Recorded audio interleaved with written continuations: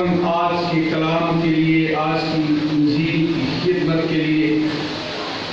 تیرے پاک روح کی ہدایت کو، رہنمائی کو مانگتے ہیں، بڑی حکمت کے ساتھ اور تاثیر بنا کر آج کی متن کو ہمارے لیے بہت ساری برکت کا باعث بنا۔ یہ دعا تیرے بیٹے اپنے خداوند یسوع مسیح کے نام سے چاہتے اور مانگتے ہیں، آمین۔ سب سے پہلے تو میں آج خداوند کا شکر گزار ہوں، کافی ہفتوں کے بعد خداوند نے آج اپنے لوگوں کو پھر سے اس عبادت گاہ میں اکٹھا ہونے کے لیے فضل دیا ہے۔ ہم اپنے خداوند کا شکر ادا کرتے ہیں اور اپنے حکام کا بھی، کہ جنہوں نے کچھ مشروط انداز میں ہمیں خدا کے گھر میں آنے اور خدا کی کلام کی برکت کو حاصل کرنے کا موقع دیا۔ ہم اس پر بات بعد میں کریں گے۔ میں آج کے پڑھے گئے متن کے حوالے سے، جس کی ہم نے ایک ہی آیت کو آپ کے سامنے تلاوت کیا، اس سے قبل کہ ہم اس کی تشریح و تفصیل میں جائیں، میں آج اس پورے باب کو،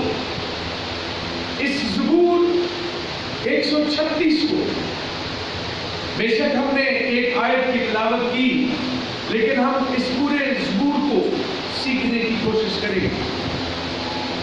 اور اس حوالے سے میں اس کو یوں پڑھوں گا آپ کے سامنے: خداوند کا شکر کرو کیونکہ وہ بھلا ہے، کہ اس کی شفقت ابدی ہے۔ الہوں کے خدا کا شکر کرو کہ اس کی شفقت ابدی ہے۔ آگے آنے والی ساری آیات میں سے میں اس کی پہلی لائن کو پڑھوں گا: مالکوں کے مالک کا شکر کرو، اسی کا جو اکیلا بڑے بڑے عجیب کام کرتا ہے، اسی کا جس نے دانائی سے آسمان بنایا، اسی کا جس نے زمین کو پانی پر پھیلایا، اسی کا جس نے بڑے بڑے نیر بنائے، دن کو حکومت کرنے کے لیے آفتاب، رات کو حکومت کرنے کے لیے ماہتاب اور ستارے، اسی کا جس نے مصر کے پہلوٹوں کو مارا اور اسرائیل کو ان میں سے نکال لایا کبھی ہاتھ اور بلند بازو سے، اسی کا جس نے بحر کلزم کو 2 حصے کر دیا اور اسرائیل کو اس میں سے پار کیا، لیکن فرعون اور اس کے لشکر کو بحر کلزم میں ڈال دیا، اسی کا جو بیابان میں اپنے لوگوں کا رہنما ہوا، اسی کا جس نے بڑے بڑے بادشاہوں کو مارا اور نامور بادشاہوں کو قتل کیا، اموریوں کے بادشاہ سہون کو اور بسنت کے بادشاہ اوج کو، اور ان کی زمین میراث کر دی، یعنی اپنے بندہ اسرائیل کی میراث، جس نے ہماری پستی میں ہم کو یاد کیا اور ہمارے مخالفوں سے ہم کو چھڑایا، جو سب بشر کو روزی دیتا ہے۔ آسمان کے خدا کا شکر کرو کہ اس کی شفقت ابدی ہے۔ میں نے آپ کے سامنے اس پورے زبور کو پڑھا۔ دوسری آیت کو میں نے اس لیے بار بار نہیں پڑھا چونکہ وہ ایک ہی مفہوم کو، ایک ہی بات کو بڑے تواتر کے ساتھ، بڑے تسلسل کے ساتھ ایک ہی جملے کی ریپیٹیشن ہے، اس کی دہرائی ہے کہ اس کی شفقت ابدی ہے۔ اس زبور کی جو خوبصورت بات جو میں نے سیکھی اور डॉक्टर लियाकत कैसर यूं इस ज़बूर को बयान करते हैं कि इस ज़बूर के शुरू में जो लफ्ज़ खुदावंद इस्तेमाल हुआ और उसकी दूसरी आयत में इलाहों के खुदा का शुक्र, तो इब्रानी जुबान में खुदा के लिए इस्तेमाल होने वाले बहुत से अल्फाज हैं। मिसाल के तौर पर एलोहीम, एल, अलूहा, इलाह, अदोनाई या और भी कुछ, लेकिन खसूसियत के साथ इस ज़बूर में ज़बूर नवीस ने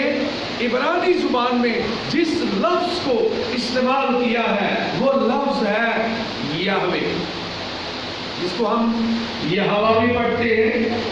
एक्चुअल लफ्ज़ याहवे या यहोवा, याहवे इसकी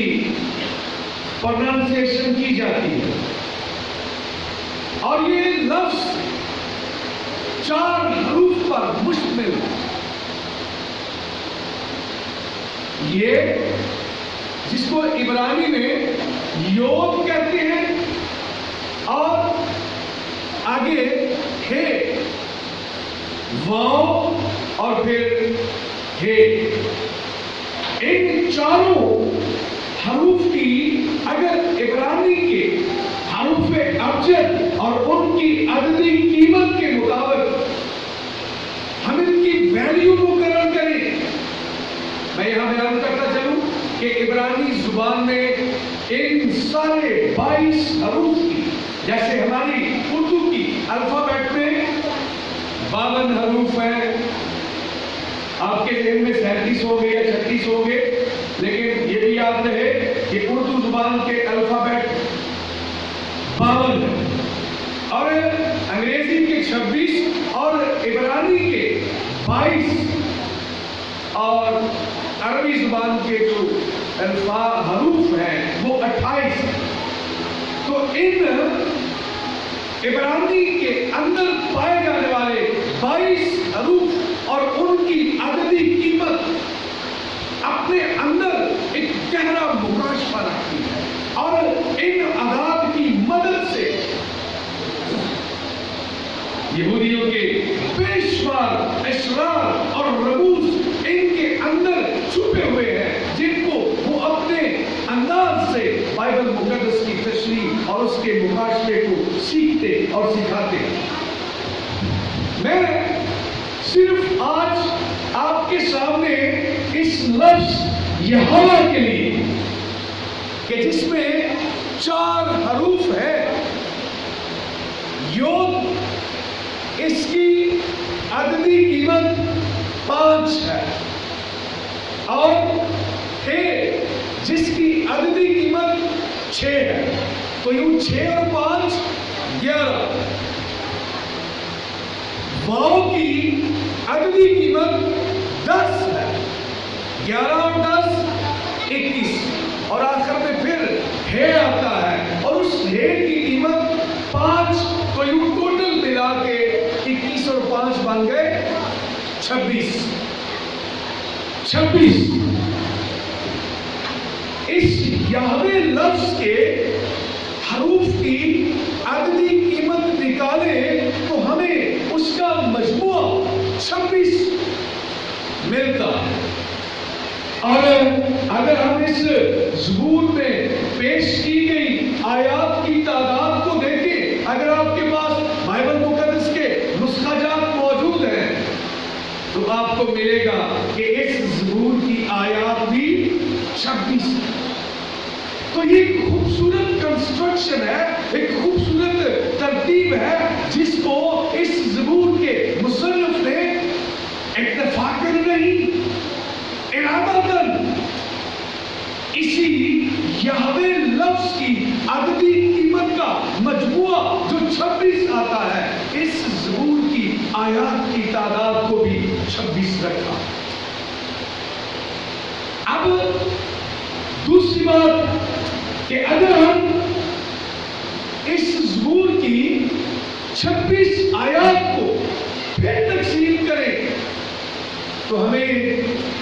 پہلی 2 آیات میں ایک چیز جس پر مقدس زبور نویس نے ایمفسس کیا ہے، تاکید کی ہے، زور دیا ہے، وہ ہے خداوند کا شکر۔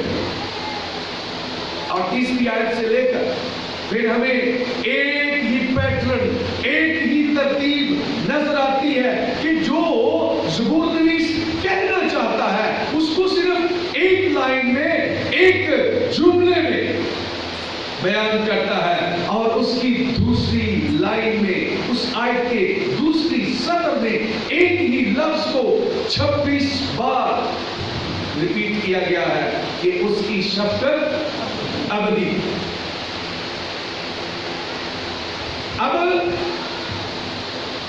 تیسری 4 آیت سے لے کر یا یوں کہیں کہ 5ویں آیت سے 9ویں آیت تک مقدس زبور نویس اس کائنات کی تخلیق پر بات کرتا ہے، اس کی پیدائش کو، کہ کس طرح سے خدا نے زمین اور آسمان کو پیدا کیا، اور پھر اس پیدائش کے ساتھ خدا اپنے کس جذبے کی، اپنے کس وصف کی، اپنے کس خصوصیت کی بڑی تاکید کے ساتھ بیان کرتا ہے کہ اس کی شفقت ابدی ہے۔ آگے 10ویں آیت سے ہمیں بنی اسرائیل کا ملک مصر کی غلامی، اس کی اذیت، اس کا دکھ بیان کرتا ہے، اور پھر وہاں سے ان کے نکلنے کی، ان کی آزادی کا ذکر کر کے انہیں بیابان کی زندگی میں لاتا ہے۔ اور یہ 16ویں آیت جو میں نے خصوصیت کے ساتھ اس زبور کی آپ کے سامنے پڑھنے کے لیے، تلاوت کے لیے جس کا میں نے انتخاب کیا، وہ ہے کہ اسی کا جو بیابان میں اپنے لوگوں کا رہنما ہوا، اور پھر یہاں سے بیابان کے اندر بنی اسرائیل کی وہ ساری اذیتیں، وہ سارے مصائب، وہ سارے دکھ اور وہ ساری پریشانیوں کا ذکر کرتا، اور کس طرح سے انہیں مختلف چیزوں کا سامنا کرنا پڑا، اور آخر میں وہ پھر اس بات کو اسی بات پر ختم کرتا ہے جہاں سے اس نے شروع کیا کہ خداوند کا شکر کرو کیونکہ اس کی شفقت اب۔ اس سارے زبور کی کنسٹرکشن کو آپ کے سامنے، اس کے ڈھانچے کو، اس کی بناوٹ کو، اس کی ترتیب کو میں نے پوری ترتیب کے ساتھ مفصل انداز میں آپ کے سامنے رکھا ہے تاکہ آپ اس زبور کو سیکھنے کے قابل ہو سکیں، اور ان ساری باتوں سے ان 3-4 حصوں میں، ان 3-4 سیگمنٹس میں اس کو بانٹ کر جس چیز پر مقدس زبور نویس ایمفسس کرنا چاہتا ہے، زور دینا چاہتا ہے، تاکید کر کے بیان کرنا چاہتا ہے، وہ 24 بار اس نے ایک ہی لفظ کو، بلکہ 26 بار ایک ہی لفظ کو اس نے بیان کیا ہے، اس کی شفقت اب۔ اس کا مطلب یہ ہے کہ وہ 2 متضاد چیزوں کو لے رہا ہے، ایک طرف بنی نوع انسان یا بنی اسرائیل کے مسائب ہیں، ان کے مسائل ہیں، ان کی مشکلیں ہیں، ان کے دکھ، تو دوسری طرف پیراللی خدا کی شفقت کو رکھ کر اس نے ان دونوں کا موازنہ کر کے اس بات کو ثابت کر دیا ہے کہ آپ کی مشکل ایک لیکن ان 26 مختلف مشکلات اور مسائل کے باوجود خدا کی شفقت 26 بار ایک ہی قوت کے ساتھ، ایک ہی طاقت کے ساتھ، گویا یوں کہہ سکتے ہیں کہ مسائل کے مقابلے میں خدا کی شفقت، اس کی ابدی محبت ہمیں غالب نظر آتی ہے۔ مشکلیں اتنی نہیں جتنی خدا کی شفقت کو 26 بار ریپیٹ کیا گیا ہے، تاکہ ان مسائل کے شکار لوگ اس بات کو سیکھ جائیں کہ ہماری مشکلات، ہمارے مسائل، ہمارے دکھوں سے خدا کی شفقت کہیں بڑھ کر ہے۔ ہمارے مسائل اتنی زیادہ نہیں ہیں، ہماری مشکلات اتنی زیادہ نہیں جس کے مقابلے میں خدا کی شفقت کہیں بڑھ کر ہے۔ اور یہ خدا نے انسان کے بنانے سے پیش کر اس کی ضرورت کے لیے، اس کی سہولت کے لیے، اس کی آسانی کے لیے سارا کچھ پیدا کیا، لیکن اس کے باوجود آدم ہمیں نظر آتا ہے جب خدا نے اس کے سامنے سے سارے جانوروں کو گزارا تو وہ پریشان ہے، اداس، اور پھر خدا نے اس کی خوشی کے لیے، اس کی خوشی کے لیے ہوا کو اسی میں سے بنایا اور وہ خوش ہو گئے۔ اس کا مطلب یہ ہے کہ ہمارا خدا ہمارے کہے ان کہے سارے مسائل اور سارے جذبات کو جانتا ہے، اور ہم اظہار بھی نہیں کرتے، اور وہ ہمارے اندر کی احساسات، ان جذبات کو جان کر ہماری خوشی کے لیے چیزوں کو تکمیل دیتا ہے، ان کو ترتیب دیتا ہے، کیونکہ اس کی شفقت ابدی ہے۔ بولا کرے ساتھ، اس کی شفقت ابدی ہے، اس کی شفقت ابدی ہے۔ یہاں شفقت کے لیے میں پھر ایک چھوٹی سی بات بیان کرنا چاہتا ہوں۔ ہماری محبت چند دنوں، چند لمحوں، چند گھنٹوں، چند ہفتوں یا ہماری غرض پر مبنی ہوتی ہے۔ جو ہی ہماری غرض پوری ہو جاتی ہے، ہماری محبت کا معیار بدل جاتا ہے، اس کا پیمانہ بدل جاتا ہے۔ لیکن زبور نویس اس بات پر بھی ایمفسس کرتا ہے کہ اس کی شفقت لا تبدیل ہے۔ ابدی کے معنی ہے ایسی شفقت جو کبھی مٹنے کی نہیں، جو کبھی ختم ہونے کی نہیں، جس میں کبھی کمی آنے کی نہیں، ابدی، ہمیشہ تک قائم رہنے والی شفقت، ہمیشہ تک قائم رہنے والی محبت، یہ ابدی محبت۔ اور خدا نے اسی محبت میں انسان کے لیے رات کو حکمرانی کرنے کے لیے چاند اور ستارے، دن کو حکومت کرنے کے لیے سورج بنایا، تاکہ اسی شفقت کے تحت وہ آدم کے لیے، بنی نوع انسان کے لیے سہولتیں، آسانیاں اور بہت سی نعمتیں اور برکتیں اس کے وسیلے سے پیدا کرے۔ چونکہ سائنس کا علم، ہمارا تجربہ یہ بیان کرتا ہے اگر زمین پر سورج نہ ہو تو شاید اس کا ٹیمپریچر اتنا ٹھنڈا ہو کہ ہم ٹھٹر کر مر جائیں، اور اگر سورج عطارد کی طرح، مرکری کی طرح اتنا سورج کے قریب ہو تو شاید ہم جل کر مر جائیں۔ تو خدا نے زمین کے ایک لیول پر، ایک سرٹن دوری پر اس کو اس طرح سے رکھا کہ ہم اس کی حرارت، اس کی تمازت، اس کی گرمی سے اور اس کی سردی سے، دونوں طرح کے جذبات سے ہم محسوس ہوں، ہم لطف اٹھائیں،